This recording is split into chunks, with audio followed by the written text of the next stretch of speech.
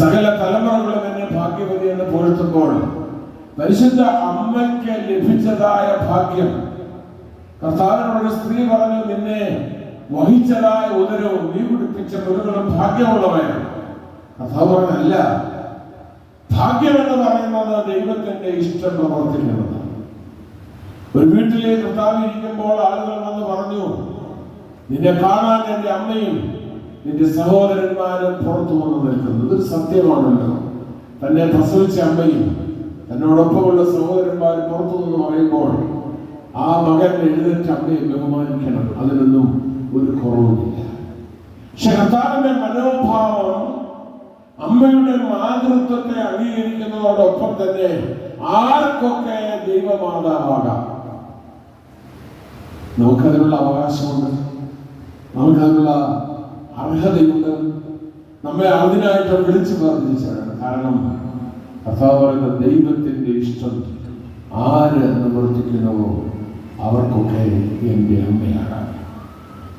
നിന്റെ അമ്മ പുറത്തു നിന്ന് നിൽക്കുന്നു എന്ന് പറഞ്ഞപ്പോൾ പുരുഷാരത്തോട് കർത്താവ് ചോദിച്ച ചോദ്യം അതാണ്, ആരാണ് എന്റെ അമ്മ?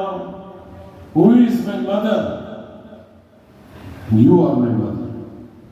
നിങ്ങളാണ് എന്റെ അമ്മ. അപ്പൊ ഇന്ന് മണർകാട് പള്ളിയിൽ വരികയും മറ്റനേക ദേവാലയങ്ങളിൽ പരിശുദ്ധ അമ്മയുടെ മധ്യസ്ഥതയിൽ അഭയപ്പെട്ട് കഴിയുന്ന നാം എല്ലാം ദൈവമാതാവാകാനുള്ള അർഹതയുണ്ട്. ഗർഭം ധരിച്ചത് ശാരീരിക ഗർഭമല്ലല്ലോ, വചനത്തെ ഗർഭം ധരിച്ച് വചനാത്മകമായ ജീവിതം പങ്കുവെച്ച് മറ്റുള്ളവർക്ക് കൊടുത്ത് നന്മയെ പ്രസരിക്കുവാൻ സാധിക്കണം. അതാണ് അമ്മയുടെ മധ്യസ്ഥത സൃഷ്ടി. അതുകൊണ്ട് കർത്താവ് ഇന്ന് തരുന്ന വലിയ സന്തോഷവും അനുഗ്രഹമാണ്, നിങ്ങളാണ് എൻ്റെ അമ്മയും എൻ്റെ സഹോദരന്മാരും. ആ മാതൃത്വത്തിന്റെ സാഹോദര്യത്തിന്റെ അവകാശത്തിന് മോഹനിക്കും നമുക്കൊക്കെ ഭാഗ്യം ലഭിക്കട്ടെ എന്ന് പ്രത്യേകമായി ഏറ്റവുമിന്റെ ഈ 10-ാം ദിവസം എന്തിനാണ് ഇവിടെ കൂടിയിരിക്കുന്നത്? ഈ നോമ്പിന്റെ പ്രത്യേകത പരിശുദ്ധ അമ്മയുടെ ജനനത്തിനാണ്. നമ്മുടെയൊക്കെ വീട്ടിൽ ബർത്ത്ഡേ പാർട്ടികൾ നാം നടത്താറുണ്ടല്ലോ, ബർത്ത്ഡേ ആഘോഷങ്ങൾ നടത്താറുണ്ട്. ആ മക്കളുടെ ജന്മദിനം നടക്കുമ്പോൾ ഏറ്റവും കൂടുതൽ അഭിമാനിക്കുന്നു, സന്തോഷിക്കുന്നു അമ്മയാണ്. പക്ഷെ അമ്മയുടെ ബർത്ത്ഡേ വരുമ്പോൾ മക്കൾക്ക് എന്ത് പ്രതിപകരം ചെയ്യാം? അതല്ലേ ഈ നോമ്പിന്റെ ആവശ്യം.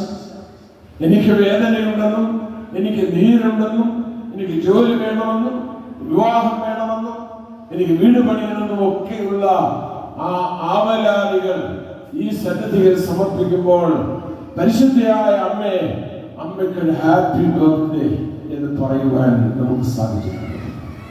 10 ദിവസമായി അമ്മയുടെ ജന്മദിനത്തിന്റെ ഒരുക്കം. ആ അമ്മയുടെ ജന്മദിനത്തിന് അമ്മയ്ക്ക് പ്രീതികരമായ ഒരു ഗിഫ്റ്റ്, അത് നമ്മളെ തന്നെയാവട്ടെ. അമ്മയുടെ കരവലയങ്ങളിലാകുന്ന അമ്മയുടെ വിശ്വാസ സമൂഹമാണ്.